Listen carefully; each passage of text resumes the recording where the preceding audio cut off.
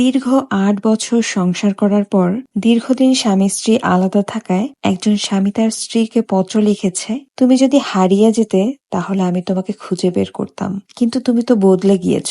তোমার জন্য আমি কি করতে পারি? পরিবর্তন হবে এই আশায় তার জন্য অপেক্ষা করা যায়, কিন্তু ভুলগুলো দেখিয়ে দেওয়ার পরও যে নিজের ভুল স্বীকার করতে চায় না, তার জন্য অপেক্ষা করে আর লাভ কি?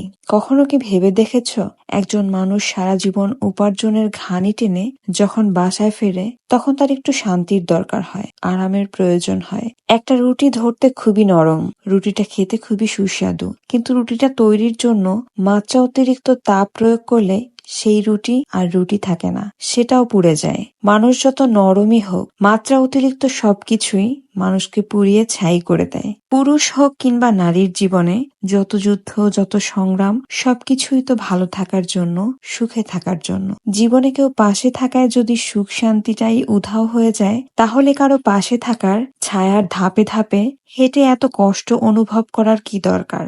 যাক, প্রতিবারের মতো এবারও মেনে নিলাম, সব ভুল আমার, সব দোষ আমার, সব অন্যায় আমার, এমনকি সব কষ্টগুলোও আমার। তুমি সুখগুলো নিয়ে সুখে থাকো, আমার কাছ থেকে দূরে থেকে, আলাদা থেকে।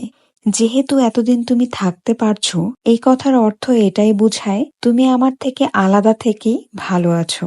যেহেতু আমার কাছ থেকে দূরে থেকে, আলাদা থেকেই তুমি ভালো আছো, তাই তোমার সাথে একসাথে কাটানো সময়ের কথা মনে পড়ে মনটা খারাপ হলেও অন্তত তোমার সাথে সারাটা জীবন কাটানো যায় না। তুমি ভালো থেকো। এভাবেই ভেঙে যায় হাজারো সম্পর্ক।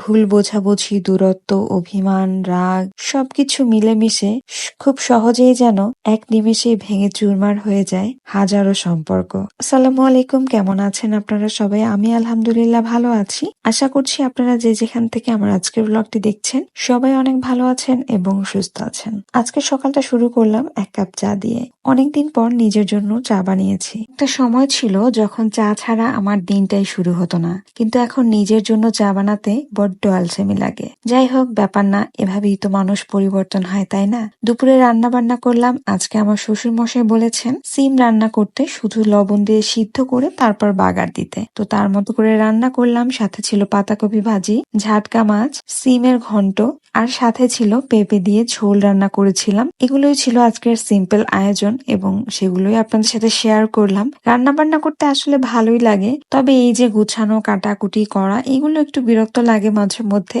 আর আমার কিন্তু অভ্যাস আছে, দুপুরে লাঞ্চ করার পরেও কিংবা রাতের খাবার শেষ করেও আমার কিছু একটা খেতে হয়। এই যেমন আজকে দুপুরের খাবার খাওয়ার পরও আমি বসে পড়েছি এক প্যাকেট বিস্কিট নিয়ে। সো যাই হোক, আমার মতো কে কে আছেন অবশ্যই কমেন্টসে জানাতে ভুলবেন না।